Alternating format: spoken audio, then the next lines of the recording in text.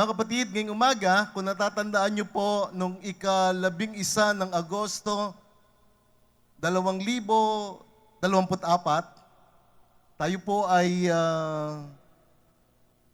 nagkaroon ng tipan. Nakipagtipan po tayo sa Panginoong Hesus at siya yung ating magiging Panginoon sa buong buhay natin. Siya ang ating tagapagligtas. Siya ang ating pong manggagamot at tayo po ay sinasariwa po natin yaon. At ngayon po, dahil araw ng wika, tayo po ay kailangan magtagalog bilang paggalang sa ating pong wika. Sa buong buwan ng Agosto, ang ating pong pangangaral ng salita ng Panginoon ay sa wikang Tagalog. Purihin ang Panginoon. At alam ko naman po na tayo po ay nasisiyahan. Amen po ba? Bagamat ang ating pong pang-araw-araw na lingwahe ay Tagalog, maganda rin po na pakinggan natin ang wikang Tagalog sa salita ng Panginoon. At welcome po ngayong umaga. Tinatanggap po natin ating mga bisita. Salamat po sa inyong pagparito. Pagpalain po kayo ng Panginoon. Ngayong umaga, inaalala po natin ang tipan ng Panginoong Hesus sa atin. Tayo po ay naglilingkod sa Diyos na nagpapahalaga at nag-iingat sa tipan. Mahalaga ang tipan sa Diyos. Siya ang ating si Yahweh, ang Panginoon na nagpapahalaga at nag-iingat ng tipan. Siya ang Diyos ng tipan. At napakahalaga na maunawaan po natin yung tipan o yung covenant natin sa Panginoon. Mga kapatid, ang tipan ay hindi lamang isang kontrata o kasunduan. Ang tipan ay nagpapatibay ng isang banal na ugnayan, naglalaman ng mga pangako ng Diyos at nagbibigay sa atin ng mga karapatan, pagpapala, pribileyo at mga benepisyo na nagmumula sa ating ugnayan sa Diyos. Alam niyo po, maraming Kristiyano tanggap nila si Kristo, naniniwala sila kay Kristo, nananalangin sa Panginoon, ngunit hindi nila lubos na naunawaan ang mga benepisyo o yung pakinabang o yung mapapala natin sa ating pong paglilingkod sa Panginoon. Kaya't marami ang namumuhay sa limitasyon ng buhay. Limitadong buhay. O yung tinatawag na kawalan ng katiyakan sa buhay. Kaya marami ang nawawalan ng pag-asa, marami ang nalulungkot, marami ang nakararanas ng depresyon sa kanilang buhay. At ika nga ng iba, bakit ako magsisimba? Ano ba mapapala ko sa simbahan? Ano ba yung pakinabang sa akin ito? Ano ba may tutulong nito sa akin? Kaya, naniniwala ang iba sa Panginoon, ngunit hindi nila lubos na naunawaan yung mga benepisyo. Kaya nga, ating pong pinakita diyan na ang tipan ng Panginoon ay nagpapatibay ng isang banal na ugnayan. Kaya kapag ikaw ay merong tipan, merong kang covenant sa Panginoong Hesus, na si Jesucristo ang Panginoon ng iyong buhay, siya ang tagapagligtas ng iyong buhay, malalaman mo yung tinatawag na mga pangako ng Diyos na nagbibigay sa atin ng karapatan, mga pagpapala, mga pribileyo at mga benepisyo o yung pakinabang. May pakinabang sa pagsisimba. Amen? May pakinabang sa paglilingkod sa Panginoon. May mapapala po tayo rito. Purihin ang Panginoon. Ngunit, ang iba po, alam nilang salita ng Diyos, ngunit hindi po nila hinahayaan ang salita ng Diyos ang maghubog at magbago ng kanilang kaisipan, ng kanilang puso. Ang iba, alam nila, mahal sila ng Panginoon. Ngunit, nabubuhay pa rin sila na para bang napakalayo ng Diyos sa kanilang buhay o napakalayo ng kanilang buhay sa Panginoon. Ang iba naman po, alam nila, pinatawad sila ng Panginoon. Ito yung mga benepisyo, mga pagpapala ng Panginoon, ngunit patuloy pa rin silang namumuhay na mayroong takot, may pangamba, mayroong agam-agam, may pagkabalisa, na pinangungunahan sila ng kanilang sariling kalooban at nananaig ang kasalanan sa kanilang buhay at merong atake ng kaaway sa kanilang buhay. Ngunit ngayong umaga, mga kapatid, meron akong mabuting balita sa inyo. Merong Hesukristo. Amen? Merong Jesus na siya yung tinatawag na tagapanagot sa tipan ng Panginoon. Sinabi ng aklat ng Hebreo, kabanatang 7, talatang 22, sabi diyan si Jesus, ang ating Panginoong Hesukristo, siya yung tagapanagot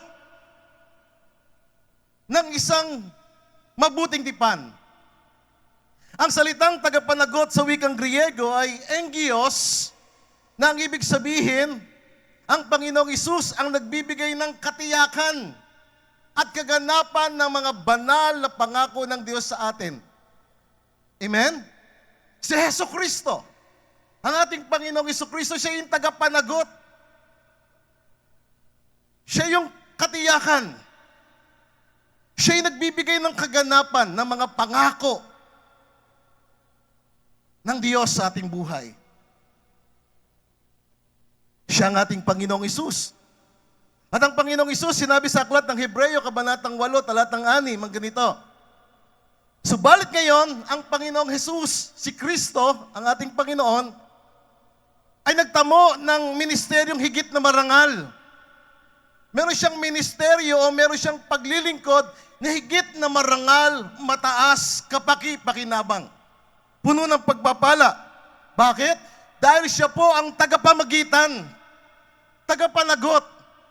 Siya yung katiyakan. Siya yung kaganapan ng tipan ng banal na pangako ng Diyos sa atin. Amen? Kaya kung tayo pa'y naniniwala sa Panginoong Hesukristo, si Jesus ang ating Panginoon, si Jesus ang ating tagapagligtas, si Hesukristo yung pinaglilingkuran po natin, meron tayong katiyakan. Pakisabi sa katabi mo, meron kang katiyakan. Meron kang katiyakan ng kaganapan ng banal na pangako ng Diyos. Amen? Purihin ang Panginoon. Pwede ba natin siyang palakpakan? Sige po, palakpakan po natin.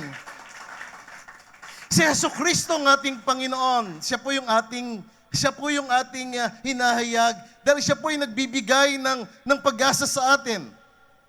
Siya yung nagbibigay ng kaganapan ng buhay. Siya yung nagbibigay ng inspirasyon sa buhay. Siya yung nagbibigay ng pag-asa sa buhay.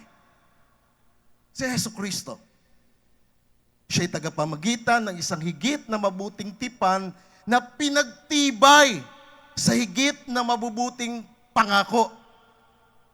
Sa mga tuwid, ang mga pangako ng Diyos, ang mga banal na pangako ng Diyos ay pinagtibay. May katiyakan. May kaganapan ito sa buhay po natin. Kaya pagkasabi sa katabi mo, may mapapala. May pakinabang. May benepisyo. Kaya salamat po, naglaan kayo ng oras, nagsimba, makinig ng salita ng Panginoon, at pinagpapalagahan po natin ang pagsamba sa Panginoon. Bakit? Kasi may benepisyo. Meron tayong mapapala, may pakinabang. At ang mabubuting pangako na pinagtibay ng Panginoong Hesus at ang mga benepisyo nito ay makikita natin sa Hebreo kabanatang 8, talatang 10 hanggang 12. Ito ang sinasabi. Sabi sa talatang 10, sabi ng Panginoon, ito ang tipan na aking gagawin sa sambahayan ni Israel. Teka sandali, sambahayan ni Israel. Tipan ng Diyos na gagawin sa bahay o sa sambahayan ni Israel. Pastor, sa Israel po yan. Mga kapatid, tayo po ay spiritual na Hudyo. Tayo po ay kabilang sa pangako ng Diyos dahil kay Hesukristo. Si Hesukristo yung tagapanagot, ang Panginoong Hesukristo, siya yung tagapamagitan, siya ang kaganapan ng pangako ng Panginoon. Kaya yung tipan na ito, na sinabi ng Panginoon na kanyang gagawin sa sambahayan ni Israel, pakisabi sa katabi mo, kasama ka dito. Purihin ng Panginoon. Kasama po tayo rito sa tipan na ito.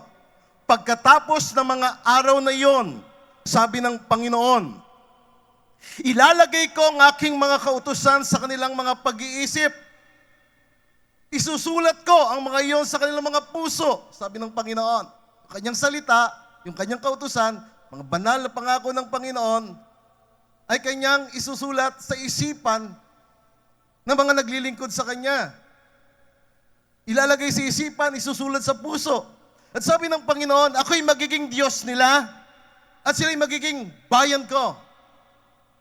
Talatang 11, hindi magtuturo ang bawat isa sa kanila sa kanyang kababayan. O magsasabi ang bawat isa sa kanyang kapatid, kilalanin mo ang Panginoon. Bakit po? Sapagkat sabi ng Panginoon, ako'y makikilala nilang lahat. Kapag ang Diyos ng tipan ay naging Diyos mo, makikilala siya ng tao sa pamagitan mo. Mula sa pinakahamak hanggang sa pinakadakila. Sabi ng Panginoon, talatang 12, sapagkat ako'y magiging mahabagin sa kanilang mga kasamaan at ang kanilang mga kasalanan ay hindi ko na aalalahanin pa. Purihin ang Panginoon.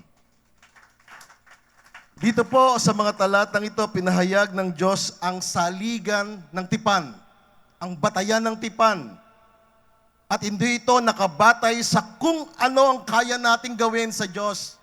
Hindi ito nakabatay sa ating sarili o sa ating sariling kakayanan o sa ating sariling talino, sa ating sariling abilidad. Hindi ito nakabatay sa ating sariling kakayanan. Ito po ay nakabatay sa kung ano ang ginawa ng Diyos at kung ano ang kanyang ipinangako sa pamagitan ng Panginoong Jesucristo. Mga kapatid, tandaan po natin ito. Ang tipan ng Panginoong Hesus ay hindi po nakabatay sa ating kakayanan. Ito po ay nakabatay sa katapatan ng Diyos. Ang Diyos ay tapat sa kanyang salita, ang Diyos ay tapat sa kanyang mga pangako at maaari natin itong panghawakan, maaari natin itong paniwalaan at sampalatayanan natin.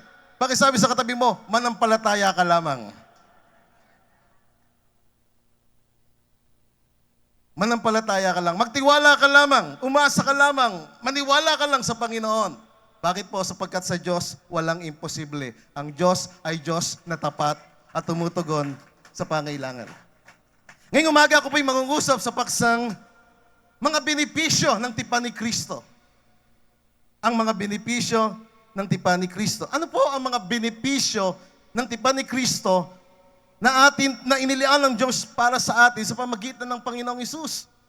Base doon sa ating binasa sa aklat ng Hebreo, kabanatang 8, talatang 10 hanggang 12. Una po, ang benepisyo ng pagbabago ng pag-iisip.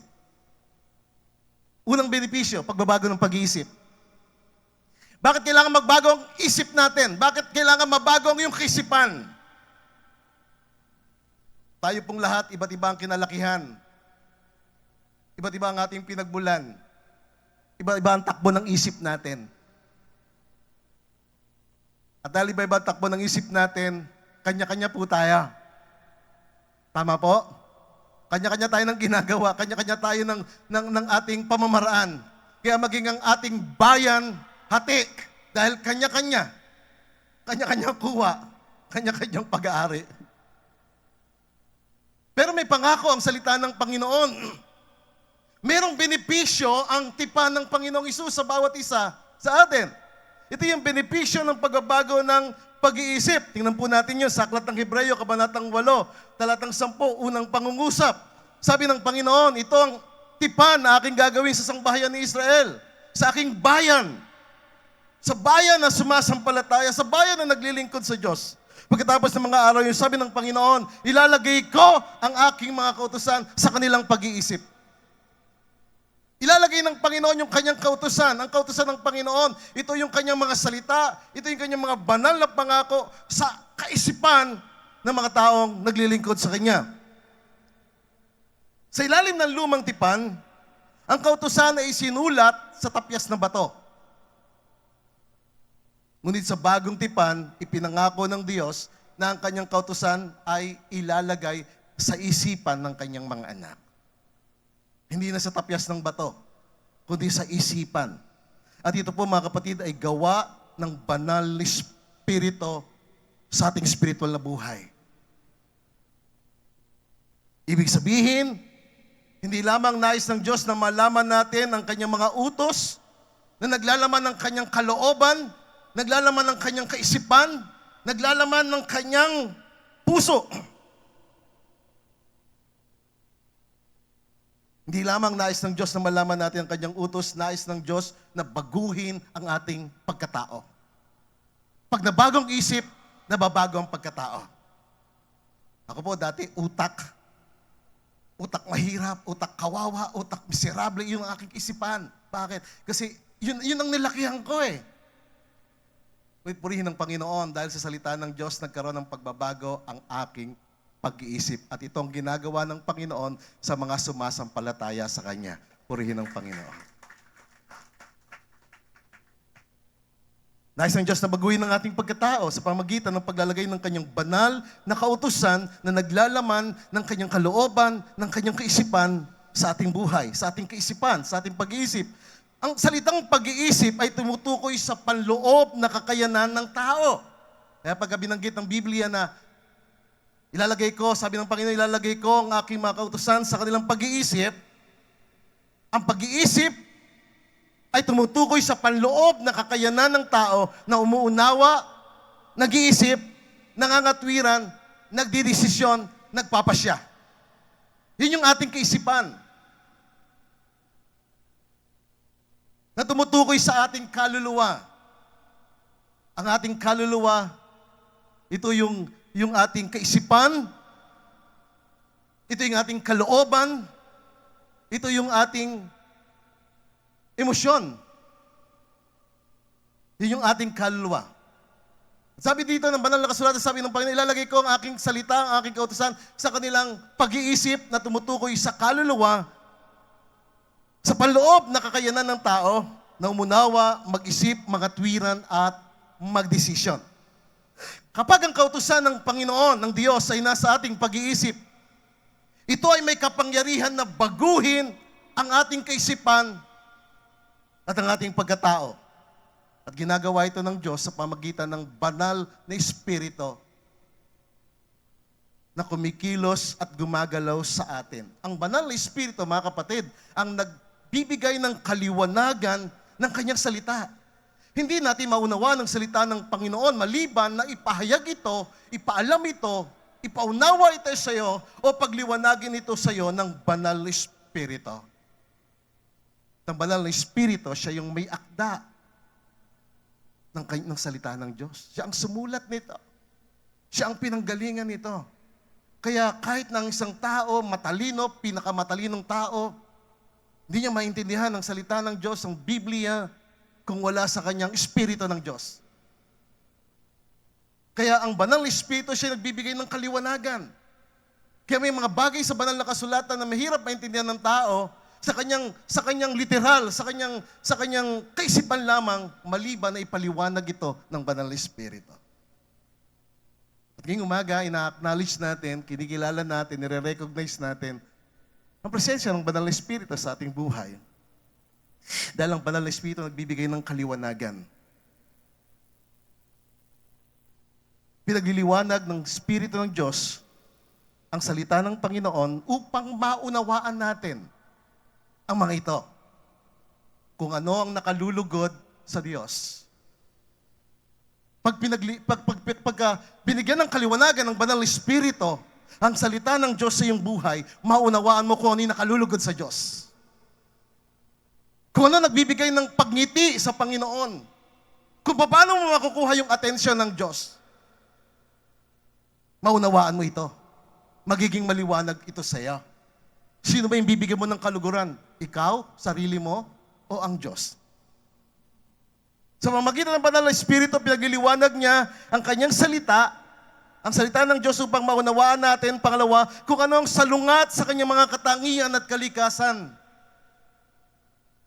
Magiging maliwanag sa iyo kung ano yung mga salungat o laban sa katangian at kalikasan ng Diyos. Ano ang katangian ng Diyos? Ano ang mga katangian ng Diyos? Ang Diyos ay banal. Ang Diyos ay matuwid. Ang Diyos ay malinis. Sa makatuwid, kung ang Diyos ay banal, ikaw din na anak ng Diyos, ikaw din na sumasampalataya sa Kanya, aayon ka sa kabanalan ng Diyos. Tama po? Aayon ka sa kalinisan ng Diyos dahil ang Diyos ay Diyos na malinis. Walang karumihan sa Diyos. Kaya kung ikaw ay nasa Panginoong Jesucristo at ang Banal na Espiritu ay binagbibigay ng kaliwanagan sa iyo, hindi ka sasalungat sa mga katangian at kalikasan ng Diyos. Ang Diyos ay banal, ang Diyos ay malinis. Kaya mamumuhay ka ng banal at malinis. At makikita ito sa iyong buhay. Ang bahay mo hindi magiging marumi. Bakit? Kasi ang Diyos na pinaglilingkuran mo ay Diyos ng kalinisan. Kaya magiging malinis at maliwalas ang bahay ninyo. Tama po? Tayo po ay reflection, larawan ng Diyos. At ang salita ng Diyos na nagbibigay sa atin ng kaliwanagan sa pamamagitan ng Espiritu ng Panginoon. Naunawaan natin kung ano ang salungat sa kanyang katangian at kalikasan sa pamamagitan ng kanyang salita. Pangatlo, naunawaan natin kung paano naangkop ang salita ng Diyos sa ating pang-araw-araw na buhay.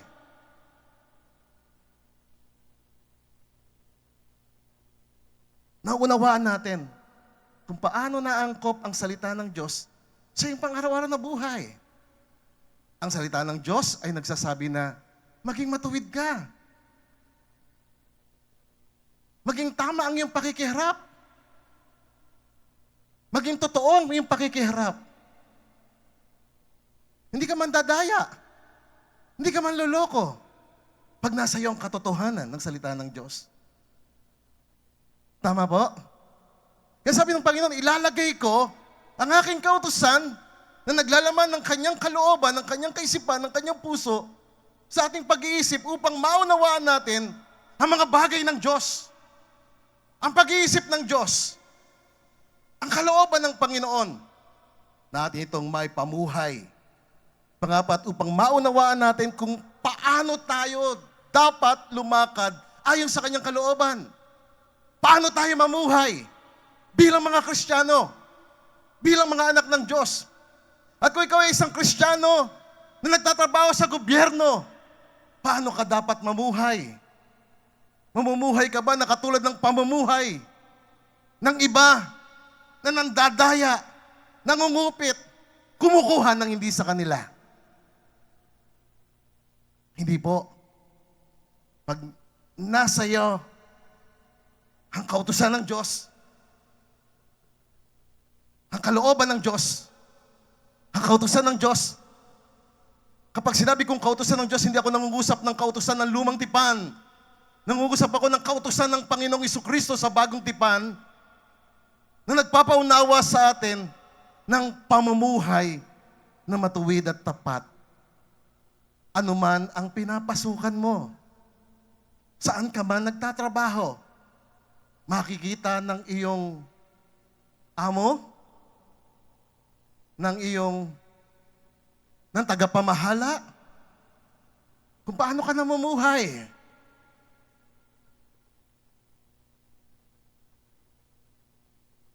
Alam niyo, sabi ng Panginoong Hesus, sabi ng Diyos, sa aklat ni Propeta Isaias, sabi niya, ang pag-iisip ko ay hindi niyo magiging pag-iisip.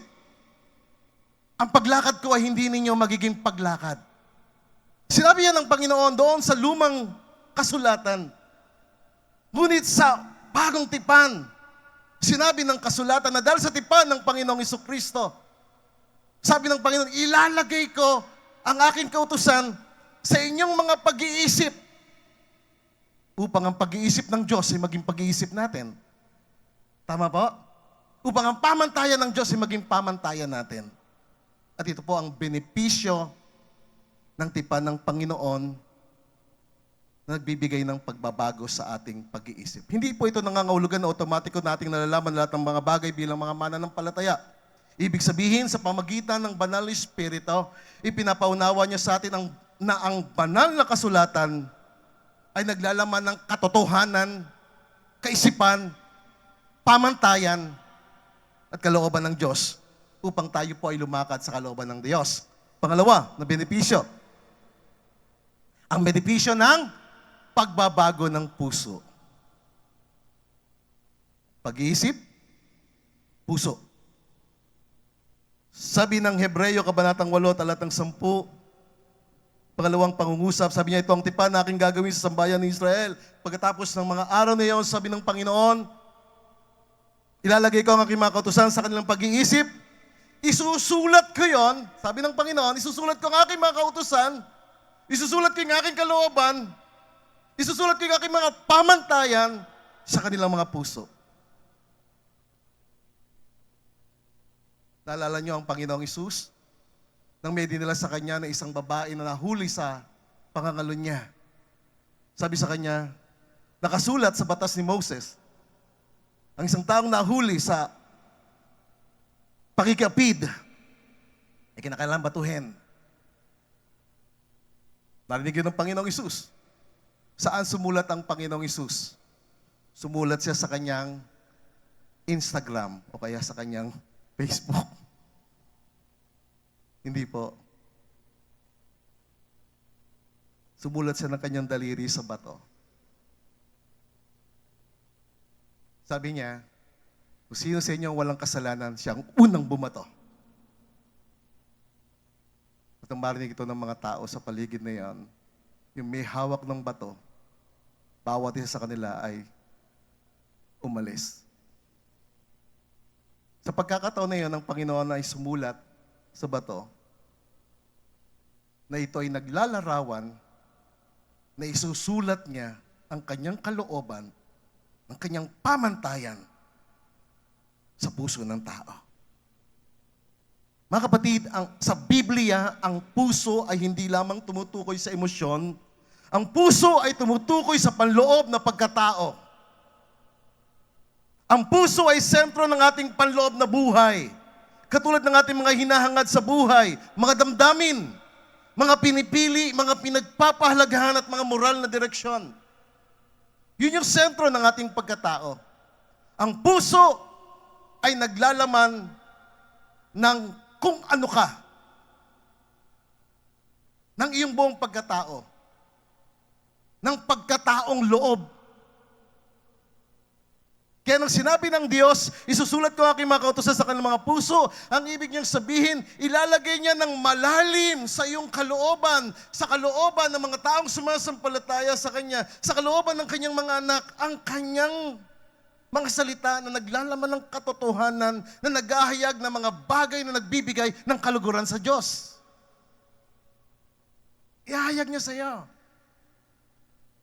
Kaya maunawa mo kung ano yung mga bagay na nagpapangiti sa Diyos. Nagbibigay ng kaluguran sa Panginoon. Na makuha mo yung atensyon ng Panginoon sa iyong buhay.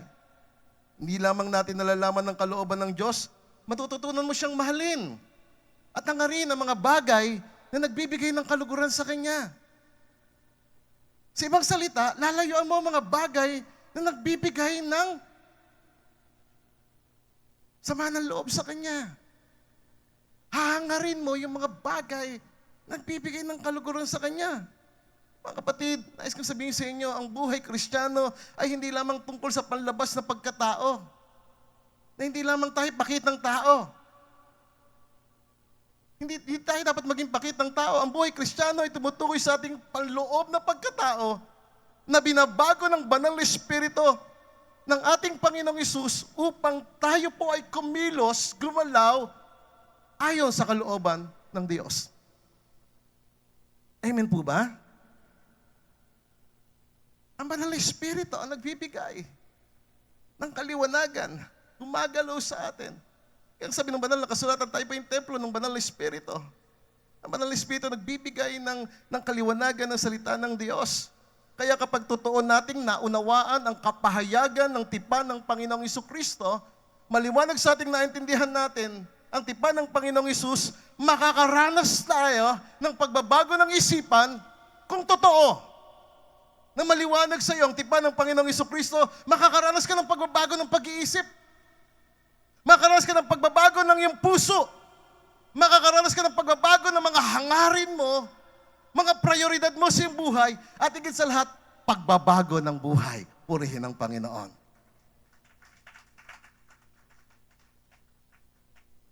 Hindi ko sinikap na mabago ang aking kaisipan, ang aking puso. Hindi ko to sinikap. Nagpasakop lang ako sa Diyos. Nagpasakop ako sa Kanyang salita. Nagnilay-nilay ako ng Kanyang salita. Dahil ang Diyos ay nagsabi, ito ang aking tipan na aking gagawin sa sambahayan ni Israel. Ibig sabihin, sa bayan ng Diyos, sabi ng Panginoon, ilalagay ko ang aking kautusan, mga kautusan na naglalaman ng kaisipan, kalooban ng Panginoon sa kanilang pag-iisip, sa kanilang mga puso. Kaya kapag totoo nating naunawaan ang tipan ng Panginoong Jesucristo, hindi pwedeng hindi ka mabago. Amen? Hindi pwedeng hindi ka mabago. Maliban na lamang na hindi mo ito pinanghawakan. Maliban na lamang na nakinig ka ngayon, paglabas mo dyan, wala na. Hindi po. Tandaan natin ang dyablo magnanakaw. Magnanakaw ang dyablo. At ang ninanakaw ng dyablo, ang salita ng Diyos sa puso at isipan ng mga anak ng Diyos. Kapag ninakaw niya ito sa iyo, nawala sa iyong salita ng Diyos, mawawala sa iyo ang pananampalataya. Di ka na maniniwala sa Diyos, hindi ka na sasampalataya sa Panginoon. Kaya nakakalungkot ngayon, may mga nagtuturo, may mga naglilingkod sa Panginoon, ngunit dumating na sila sa punto ng kanilang buhay na hindi na sila naniniwala sa Diyos. Meron nga kasama sa worship team. Tumutugtog. Pero hindi naniniwala sa Diyos. Bakit? Ninakaw ng dyablo ang salita ng Diyos sa kanilang kaisipan, sa kanilang puso. At nung ninakaw ng dyablo ang salita ng Diyos sa kanilang kaisipan, sa kanilang puso, ninakaw nito, inalis nito yung pananampalataya. Dahil ang pananampalataya ay lumalago at patuloy na lumalago sa pakikinig ng mga salita ng Panginoon. Purihin ang Diyos. Kaya mga kapatid, kung totoo nating naunawaan ang kapahayagan ng tipan, panghawakan po natin ito sa ating buhay. Kaya po, araw-araw ako po ay laging nagninilay-nilay ng salita ng Diyos. Isang araw na hindi ako nakapagnilay ng salita ng Diyos, hindi ako nakapagbasa ng salita ng Diyos, iba yung aking pakiramdam.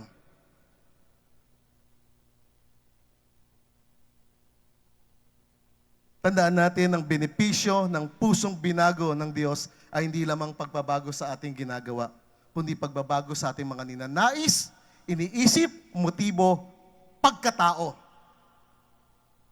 At mamuhay tayo sa kalooban ng Diyos na maging katulad ng Panginoong Jesucristo. Amen? Palapakan natin ang Panginoon. Purihin ang Diyos.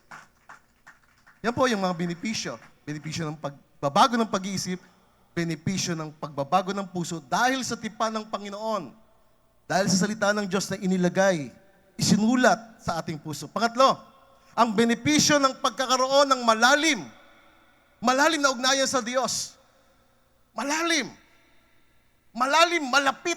Benepisyo ito, mga kapatid. Hindi lahat nakakalapit sa Diyos.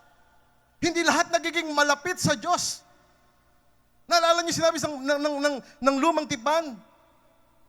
Si Moses, napakalapit niya sa Diyos. Pero ang bayang Israel, ang layo nila. Bakit? Kasi hindi ito hinangad ng puso nila. Mga kapatid, napakahalaga nito ang benepisyo, ang pakinabang ng pagkakaroon ng malalim na ugnayan sa Diyos. Pagkatapos sabihin ng Diyos, ilalagay ko ang aking mga kautusan sa kanilang pag-isip at isusulat ko mga iyon sa kanilang mga puso. Sabi ng Panginoon sa Hebreo, Kabanatang 8, talatang 10, pangatlong pangungusap, sabi ng Diyos, ako ay magiging kanilang Diyos. Sabi ng Panginoon, magiging Diyos nila ako. At sabi niya, magiging aking silang bayan. Ito po ang benepisyo ng pagkakaroon ng malalim na ugnayan sa Panginoon. Ang Diyos magiging Diyos mo. Ang Diyos ng langit at ng lupa, ang Diyos na lumikha ng lahat ng bagay ay magiging Diyos mo. Magiging malapit ka sa Kanya. Magiging malapit siya sa iyo, mararanasan mo ang Kanyang presensya.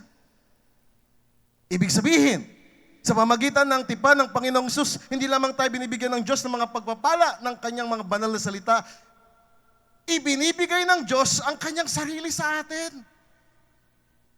At ginawa ito ng Diyos. Nang ang Panginoong Jesucristo ay namatay sa krus. Binigay niya ang Kanyang kaisa-isang anak. Nang ang Panginoong Hesus tumagas ang Kanyang dugo sa krus. Binigay ng Diyos ang Kanyang sarili sa atin. Hindi lamang ang Kanyang salita ang Kanyang binibigay, kundi ang Kanyang sarili mismo. Ibig sabihin yung presensya niya. Sabi ng Diyos, ako'y magiging kanilang Diyos. Ibig sabihin, ang Diyos ay maaari nating pagkatiwalaan. at asahan sa ating pamumuhay. Amen? Maaari kang magtiwala sa Diyos. Maaari kang umasa sa Kanya. Bakit po?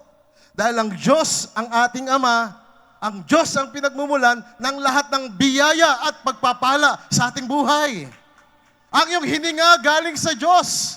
Ang iyong buhay galing sa Diyos. Ang iyong minamahal na pamilya ay galing sa Diyos. Purihin ang Panginoon. Ang iyong trabaho galing sa Diyos. Siya ang ating tagapatnubay, tagapagtanggol, tagapag-ingat. Siya ang ating Panginoon na ating katugunan at kalakasan sa buhay. Kapag ang presensya ng Diyos nasa iyo, kasama mo, katatakutan ka ng demonyo. Matatakot ang demonyo sa iyo. Hindi ka niya tatapikin, hindi ka niya gagalawin. Bakit? Kasi kasama mo ang Panginoon. Tama po? Ako po, kapag kasama ako ng aking mga anak, di sila natatakot silang bubuli sa kanila. Bakit? Kasi yung tatay nila, ipagtatanggol sila. Purihin ang Panginoon.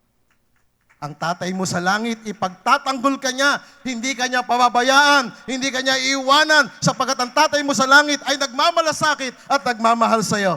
Purihin ang Panginoon. Di ba kayo masaya? Parang pag alam ko, maliwanag sa akin ang meron akong tagapagtanggol, meron tagapag-ingat ng aking buhay, hindi ako natatakot. Kasi nasubukan ko na siya. 40 taon ng paglilingkod sa Kanya. Bata pa lang ako. Nakilala ko na siya at umasa at nagtiwala ako sa Kanya. Mga kapatid, ang pinakadakilang benepisyo ng tipan ng Panginoong Hesus ay hindi lamang yung binibigay niyang pagpapala, kundi yung presensya niya. Nakasama mo ang Diyos kahit saan ka naroroon. Kasama mo siya. Hindi lamang pagpapala ng Diyos, meron kang malalim na relasyon, malalim na ugnayan sa Kanya. Dahil sinabi niya, sabi ng Panginoon, sila ay magiging aking bayan. Nung sinabi ng Diyos na, sila ang aking magiging bayan, ang mata ng Diyos nasa kanila. Kapag sinabi ng Diyos, ikaw ang aking magiging bayan, ikaw ang aking magiging anak, ang mata ng Diyos nasa iyo. Amen? Tayo po ang bayan natin, Pilipinas. Kahit saan tayo magpunta, ang mata natin, pabalik sa Pilipinas. Bakit? Mahal natin ang bayang Pilipinas. Amen? Mahal natin ang bayan natin. At naniniwala ako, mahal ng Diyos ang ating bayan dahil maraming mga Pilipino ang naniniwala at sumasampalataya sa Panginoon. Nang sinabi ng Diyos, sila ay aking bayan, ibig sabihin, tayo po, ikaw na sinabihan na magiging bayan ng Diyos, ikaw ay pag-aari ng Diyos. Pakisabi sa katabi mo, ikaw ay pag-aari ng Diyos. Ikaw ay sa Diyos. Amen? Tayo ay sa Diyos. Ang lahat ng meron ng Diyos para sa atin. Ang kaharian at paraiso ng Diyos ay para sa mga anak niyang sumasampalataya sa Kanya. Purihin ang Panginoon. Kahit na po ang kamatayan, hindi natin katatakutan. Bakit? Kasi alam mo, pagpikit ng mata mo at pagdilat ng mata mo, alam mo, nandun ka sa kaharian ng Diyos. Alam mo, nasa paraiso ka ng Panginoon.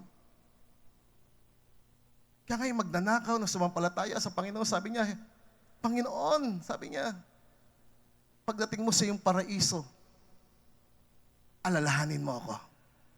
Nung pinikit niya yung mata niya at pagdilat ng mata niya, hawak siya ng Panginoong Hesus sa paraiso ng Panginoong Hesus. Purihin ang Panginoon. Yun ang nagagawa ng totoong pananampalataya sa Kanya. Kaya yung nasa kaliwa, yung isa na hindi sumampalataya sa Panginoong Hesus, hanggang ngayon siya'y naghihirap sa impyerno. Kahit na ilang daan at ilang libong taon, mananatili siya sa impyerno. Bakit? Dahil hindi siya sumampalataya sa Diyos. Nang hindi siya sumampalataya, hindi siya naging pag-aari ng Diyos. Ang mga sumasampalataya, nagtitiwala, at umaasa sa Panginoon, sila ay pag-aari ng Diyos. Pakisabi sa katabi mo, ikaw ay pag-aari ng Diyos. Pag sabi mo sa kanya, hindi kanya pababayaan, hindi ka iwanan ng Diyos, sasamahan ka ng Panginoon kahit ano yung laban mo, kahit anong pagsubok, kahit ano ang gawin ng kaaway sa iyo, hindi ka pababayaan ng Panginoon. Mga kapatid, ito po ay katunayan ng ating bagong pagkakakilanlan ay sa Diyos. Hindi ito nakabatay sa ating nakaraan. Hindi ito nakabatay sa mga pagkakamali mo. Hindi ito nakabatay sa mga bagay na nagawa mo noon o kalagayan mo sa buhay. Ito ay nakabatay sa iyong malalim na pagkakaroon ng ugnayan sa Diyos. Purihin ang Panginoon. Nakabatay sa iyong pananampalataya sa Kanya. Kasi sinabi ng Apostol Pedro, ang ganito, unang Pedro, kabanatang 2, talatang 9. Pwede ba nating basahin ng malakas para magising naman yung katabi mo? Kasi parang inaantok lang eh. Handa na po ba kayo? Hindi 1, 2, 3 1, 2, 3. Okay? Tagalog tayo mga kapatid. Handa na po kayo? 1, 2, 3.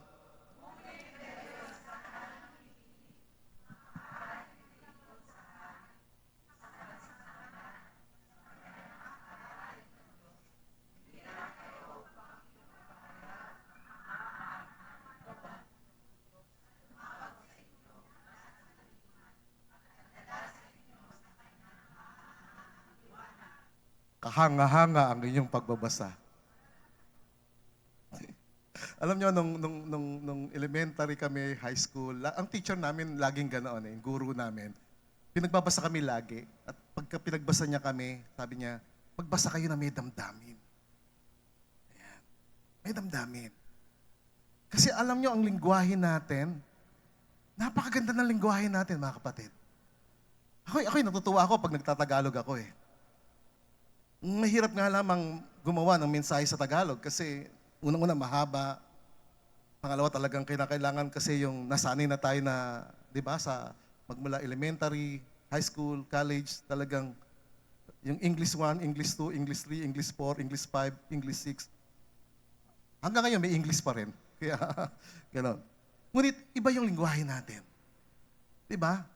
Kahit na yung mga pinanganak sa ibang bansa, kapag narinig nila yung lingwaheng Pinoy, yung salitang Pinoy, titingin sa iyo eh.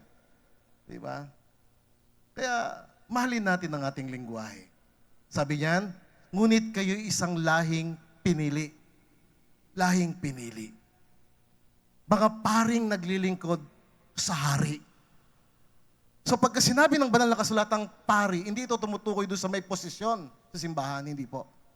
Ang totoong pari, siya yung nag-aalay lagi sa Panginoon ng pananalangin, pagsamba, pagpupuri, araw-araw. At ito ay ginagawa ng mga sumasampalataya ng mga anak ng Diyos. Kaya tayo po, na sumampalataya sa Kanya, ikaw ay lahing pinili. Maharlika ka. Paring naglilingkod sa hari, isang bansang banal. Kaya panalangin natin ang bayan natin. Lahat tayo nagmamahal sa bayang Pilipinas, panalangin natin ang bansa natin, ang bayan natin. Ang bayan natin ay hindi na maging bayan na tinutuligsa, bayan na pinamamahalaan ng mga korap, bayan na pinamamahalaan ng mga taong makasarili. Kaya kapag ako'y nanalangin, lumuluhod ako sa Panginoon, umiiyak ako eh. Pinapanalangin ko ang bayan natin na ang Diyos magtaas ng mga lalaki at babae na mayroong integridad, mamumuhay ng matuwid, ng banal, na sila'y magiging refleksyon ng Diyos, larawan ng Panginoon sa pamahalaan, namumuhay sa kabanalan, namumuhay ng matuwid. Hindi niya kinukuha yung hindi sa Kanya. Hindi niya kinukuha yung kaba ng bayan, kundi pinagpapahalagahan niya ang kanyang pananampalataya sa Panginoon. Ito yung bansang banal, bayang banal, na nais ng Panginoon na mahayag. At mangyayari yun kapag naintindihan ng tao, ng bawat isa, ng bawat Pilipino, ang tipan ng Panginoon, ang ginawa ng Panginoong Hesus, ang kanyang pagpapahalaga sa atin, ang kanyang salita maging maliwanag sa atin dahil ang salita ng Diyos ay naglalaman ng isip ng Diyos, ng puso ng Diyos, ng kalooban ng Panginoon. Kaya kapag ang salita ng Diyos nasa iyong puso, ang puso ng Diyos nagiging puso mo. Ang isip ng Diyos nagiging isip mo. Ang pamantayan ng Diyos nagiging pamantayan mo. Sa Diyos. Ang pamantayan ng Diyos na lumikha ng tao, lumikha siya ng lalaki at babae lamang. Hindi po ako laban sa LGBT. Pinagpipray ko sila, pinapanalangin ko sila na mabuksan ang kanilang kaisipan. Kasi may pamantayan ng Diyos. Mahal ng Diyos ang lahat ng tao. Nais ng Diyos na maging banal ang pamumuhay ng tao. Maintindihan niya sinasabi ng salita ng Panginoon. Hindi po totoo yung sinasabi ng iba na nasa langit, sa kaharian ng Diyos, may bakla.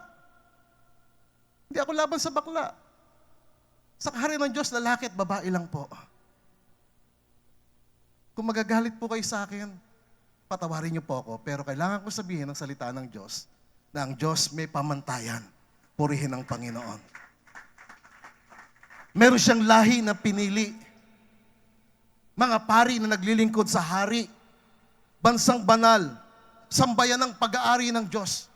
Kapag alam mo, pag-aari ka ng Diyos, tandaan niyo mga kapatid, itong sasabihin ko sa inyo, dahil sinabi ito ng banal na kasulatan sa ikalawang Korinto, kabanatang 3, talatang 18. Kapag ikaw ay tumitingin sa Panginoong Jesucristo, lalaki ka, talo ka nagiging lalaki dahil yung kanyang larawan, yung imahe niya, nahayag sa iyo. Pag ikaw ay babae, na tumingin ka sa Panginoong Jesucristo, yung kanyang imahe, yung kanyang representation, yung kanyang refleksyon ay nahayag sa iyo, magiging totoo kang babae. Kaya, ang mga nangyayari sa ating paligid, mga kapatid, ito ay pandaraya ng kaaway. Hindi tayo laban sa kanila. Marami akong kaibigan na LGBT. Pinapanalangin ko sila, kinakaibigan ko sila.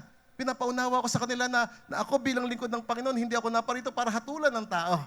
Hatulan sila, kundi mahalin sila at ipaunawa sa kanila, may pag-asa kapag si Jesucristo nasa puso nila. May pagbabago kapag ang salita ng Diyos nasa kanilang kaisipan, nasa kanilang puso, nasa kanilang buhay, kapag sila'y merong personal at malalim na ugnayan sa Panginoon. Purihin ang Panginoon. Hallelujah. Mga kapatid, ang pinakamalaking pagpapala ng tipan ng Panginoong Hesus ay hindi pera, hindi posisyon, hindi pag-aari, hindi karangyaan. Opo, kailangan nating maging marangya, kailangan nating maging masagana, pero hindi yan ang pagpapala ng Diyos. Ang pagpapala ng Diyos ay ang Diyos mismo. Purihin ng Panginoon. Ang kanyang pagpapala ay ang kanyang presensya. Mapalad ang bayan na ang Panginoon ay kanyang Diyos. Kapag ang presensya ng Diyos ay nasa ating buhay, nasa ating pamilya, ang pagpapala ng Diyos, ang pag-iingat ng Diyos, ang presensya ng Panginoon ay nasa ating buhay. Purihin ng Panginoon.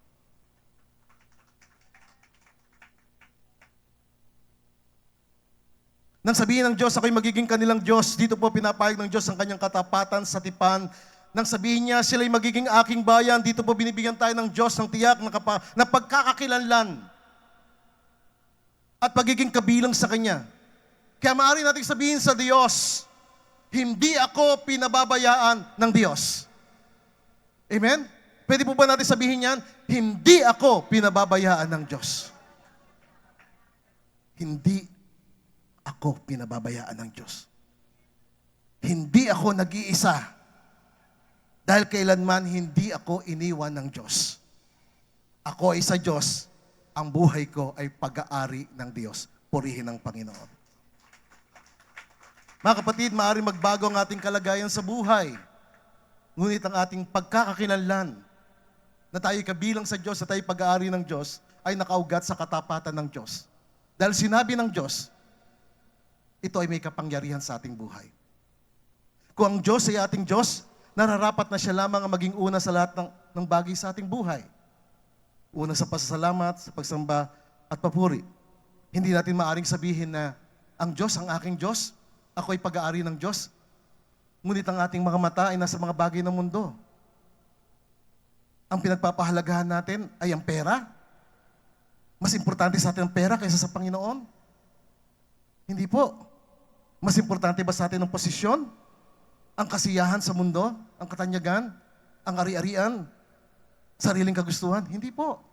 Kung ang Diyos ay iyong Diyos, at siyang nagmamay-ari sa iyo, kung ano ang gusto ng Diyos, yun ang mahayag sa iyo. Yun ang mangyayari sa iyo, kung ano ang kalooban ng Panginoon. Amen? Purihin ang Diyos.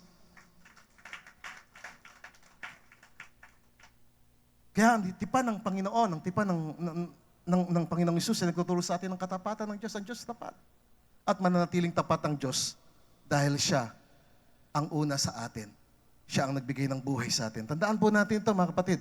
Ang pinakamalaki benepisyo ng tipan na hindi lamang ang mga bagay na tinanggap natin mula sa Diyos, kundi ang Diyos mismo, ang presensya niya, at ang katiyakan na tayo ay sa Diyos. Amen? Yung katiyakan ng kaligtasan natin sa Kanya. Yung katiyakan ng buhay na walang hanggan. Yung katiyakan na kahit anuman ang mangyari sa bansa natin, anuman ang mangyari sa buhay natin, sa pamilya natin, tayo po ay hahawakan ng Panginoon at tayo po ay Kanyang ililigtas. Spiritually, ang Kanyang kapangyarihan na mahayag sa atin. Kaligtasan, buhay na walang hanggan. Kaya sabi ng Hebreo, Kabanatang 8, Talatang 11, sabi ng Diyos, ako'y makikilala nilang lahat mula sa pinakahamak hanggang sa pinakadakila sa kanila. Makikilala ang Diyos kapag ang salita ng Diyos nasa pag-iisip mo. Makikilala ang Diyos kapag ang salita ng Diyos nasa puso mo. Makikilala ang Diyos kapag ikaw ay mayroong malalim na ugnayan sa Kanya. Bakit? Kasi pagka mayroong kang malalim na ugnayan sa Diyos, ang Panginoong Hesus ang magiging laging bukang bibig mo. Ibig sabihin, ang presensya ng Diyos kasama mo. Malalaman ito ng mga tao. Makikilala nila na ang Panginoong Hesus ay kasama mo. Amen? Kaya pa ninyo? Dalawa na lang. Kaya pa ninyo? Pangapat, ang benepisyo ng pamumuhay sa habag at biyaya ng Diyos. Benepisyo po ito, mga kapatid. Benepisyo ng Diyos, pakinabang, pagpapala ng Diyos na ikaw ay nasa habag ng Panginoon. Ako po, na nakatayo sa inyo, habag ako ng Diyos. Sabi ng Hebreo, Kabanatang 8, Talatang 12, unang pangungusap, sabi ng Diyos, ako'y magiging mahabagin sa kanilang mga kasamaan. Napakalaga ito, mga kapatid. Sabi ng Diyos sa iyo, sinasabi ng Diyos sa atin, ako'y magiging mahabagin sa iyo. Sa iyong mga kasamaan. Ibig sabihin, ipinapahayag ng Diyos ang kanyang habag at kagandaang loob sa mga tao nagkasala sa Kanya. Hindi ito nangangahulugan na binabaliwala ng Diyos ang kasalanan. Hindi po ito nangangahulugan na binabaliwala ng Diyos yung kasamaan na nasa buhay ng tao. Hindi po. Kinikilala ng Diyos ang kasalanan. Ngunit ang kapatawaran ay pinagkakaloob niya, yung kanyang habag ay kanyang ipinagkakaloob. Batay sa ginawa ng Panginoong Jesucristo sa krus. Batay sa pagtagas ng dugo ng Panginoong Jesucristo. Tandaan po natin ito, mga kapatid, ang salitang kasamaan ay tumutukoy sa malalim na kalikuan sa kalooban ng tao.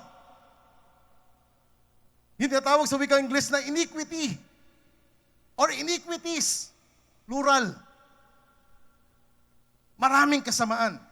Bawat isang taong pinanganak, meron siyang kasamaan na tinatawag na kalikuan, karahasan sa kanyang kalooban na laban sa Diyos.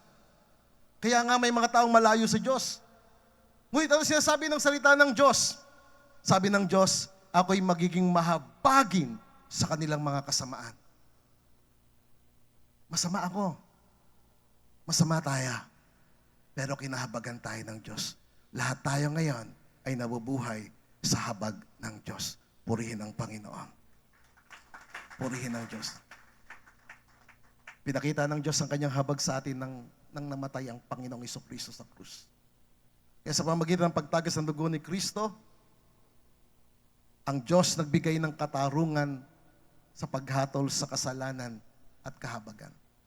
Sa krus, mga kapatid, nagtagpo ang katarungan at ang kahabagan ng Diyos. Ang tipan ng Panginoong Hesus ay nagpapakita na ang Diyos ay hindi lamang banal, ang Diyos ay mahabagin. Hindi lamang siya makatarungan, kundi siya'y mahabagin. Ang Diyos ay hindi lamang makatarungan, siya ay mapagpatawad. Ang Diyos ay hindi lamang nagbigay ng kanyang kautusan o ng kanyang salita, siya ay nagbibigay ng biyaya araw-araw. Purihin ang Panginoon. Ang lahat ng ito ay tipan ng Panginoon. Kaya mga kapatid, tandaan nyo, paglabas nyo ng bahay, nasa loob ka ng bahay, paglabas mo ng bahay, tandaan mo, habag ka ng Diyos. Biyaya ka ng Panginoon. At kapag ang Diyos, yung habag niya nasa iyo, mag-unat tayo ng habag sa iba. Magbigay tayo ng habag at ng awa sa iba. Dahil tayo po ay kinahabagan ng Panginoon. Hindi po yung kinahabagan ka ng Diyos, tapos wala kang habag sa iba. Hindi po. Ang totoong kinahabagan ng Diyos ay nag-uunat ng habag, nagbibigay ng habag sa iba.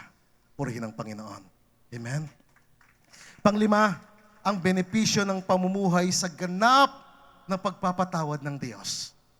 Tandaan po natin ito, ganap na pagpapatawad ng Diyos. Ano ba ibig sabihin nun? Sabi ng Panginoon sa Hebreo, Kabanatang 8, talatang 12, sabi niya, ang kanilang mga kasalanan, sabi ng Panginoon, hindi ko naalalahanin. Ang sinabing itong ng Diyos na ang kanilang mga kasalanan ay hindi ko naalalahanin. Ibig sabihin, hindi niya na ibibilang sa iyo ang mga kasalanan na pinatawad na niya sa pamagitan ng tipan ng Panginoong Jesucristo, sa pamagitan ng kamatayan ng Panginoong Hesus sa krus, sa pamagitan ng pagtagas ng kanyang dugo, yung kasalanan mo, hindi niya na ibibilang sa iyo dahil ikaw ay sumampalataya, dahil ikaw ay kinahabagan niya, dahil ikaw ay kanyang pinatawad. Hindi po ibig sabihin nito, mga kapatid, na kinukonsinti ng Diyos ang kasalanan o kinakalimutan ng Diyos yung ginawa mo o mga nagawa mo mga kasalanan. Mahalagang linawin po natin ito. Ang Diyos ay hindi nagsasabing hindi mahalaga ang kasalanan. Hindi rin sinasabi ng Diyos na walang naging kasalanan o walang kaparusahan ng kasalanan. Sa halip, mga kapatid, ang kaparusahan ng kasalanan ay seryoso na hinarap ng Diyos doon sa krus. Sa krus nagtagpo ang katarungan at ang kahabagan. Tumaga sa krus ang dugo ni Kristo. Kaya seryosong hinarap ng Diyos ang kasalanan at ang kasamaan ng tao. Lahat tayo pupunta sa impyerno. Lahat tayo pupunta sa kapahamakan. Lahat tayo ay kaaway ng Diyos. Pero ang Diyos ay nagpakita sa atin ng pagmamahal, ng kahabagan. Kaya sabi ng Hebreo, Kabanatang 9, talatang 15, ang ganito. Kaya nga si Kristo ang tagapamagitan ng bagong tipan. Sa pamagitan ng kanyang kamatayan, ipinatawad. Purihin ang Panginoon. Sa pamagitan ng kamatayan ni Hesus Kristo, ipinatawad ang mga kasalanan, ang mga paglabag ng mga tao nung sila'y nasa ilalim pa ng naunang tipan. Dahil dito, purihin ng Diyos, makakamtan ng mga tinawag ng Diyos ang walang hanggang pagpapala na kanyang ipinangako. Purihin ang Panginoon. Si Jesus ang tagapamagitan. Si Jesus ang tagapanagot. Si Jesus ang katiyakan, ang Panginoong Hesus, ang kaganapan ng mga walang hanggang pagpapala ng Diyos. Mga kapatid, ito napakagandang kapahayagan ng tipan ng Panginoong Jesucristo. Ang salitang tagapamagitan o mediator sa wikang Ingles ay mula sa Griegong salita na mesites. No? Hindi marites, mesites. Okay lang yung pangalang marites, okay lang yan. Pero ito po ay mesites. Ibig sabihin ng mesites, ang tagapamagitan ang nagdadala ng pagkakasundo at nagpatupad ng kasunduan sa pagitan ng Diyos at ng tao upang maranasan ng bawat isa ang walang hanggang pagpapala ng Diyos. Purihin ang Panginoon. Mayroong walang hanggang pagpapala ng Diyos. Dahil mayroong namagitan sa atin. May nagpapatupad ng pagkakasundo sa Diyos at sa tao. Mga kapatid, ang kasalanan ay nagdadala sa paghihiwalay sa Diyos. Nahiwalay tayo sa Diyos dahil sa kasalanan at dahil sa ating kasamaan. Yung panloob na kalikuan, masama tayo. Nahiwalay tayo sa Diyos. Ngunit ang Panginoong Hesus ay tumayo sa pagitan ng Diyos at ng bawat isa sa atin. Pinagtibay ng Panginoong Hesus ang kanyang tipan na nagbigay ng katubusan sa atin sa pamamagitan ng pagtagas ng kanyang dugo. Kaya napakahalaga ng pagtagas ng dugo ni Kristo. Ang dugo ni Kristo ang ating kaligtasan. Ang dugo ni Kristo ang ating pong takip. Sa wikang Ingles ay covering. Ang dugo ng Panginoong Jesucristo ang nagligtas sa atin. mula sa galit ng Diyos. Binayaran ni Jesus ang Ama ng kanyang dugo. Nilinis ang langit ng dugo ni Kristo. Bakit po nilinis ng dugo ni Kristo ang langit? Dahil sa langit nagsimula ang pag-aaklas sa pamagitan ni Lucifer. Nilinis ito ng dugo ni Jesus. At ang ating kalooban din nililinis niya. At ang dugo ni Jesus ang naglayo sa atin mula sa kapahamakan. Sabi ng aklat ng mga awit, kabanatang 103, talatang 2. Kung gaano kalayo ang silangan sa kanluran, ganun din niya inalis sa atin ang ating mga kasalanan. Nagtagpo na ba ang silangan at kanluran? Nagkita na sila. Kailanman hindi sila magkikita. Hindi magkikita yung silangan at yung kanluran. Pwede yung kanan mo at yung kaliwa mo magtagpo. Pero yung lugar, hindi po. Kung gaano kalayo ang silangan sa kanluran, ganun niya inalis sa atin ang ating mga kasalanan. Sabi ng Panginoon, hindi ko naaalalahanin ang kanilang mga kasalanan. Mga kapatid, kapag sinabi mo sa Panginoon, Lord, patawarin mo po ako, Panginoon, aalisin ng Diyos sa iyo ang mga kasalanan at hindi na ito alalahanin ng Panginoon. Amen? Kung ikaw ngayon namumuhay ka sa kasalanan, matindi ang kasamaan na nasa iyong puso. Hindi ko nakikita yan. Alam ng Diyos yan. O pakiramdam mo ngayong umaga, malayo ka sa Diyos.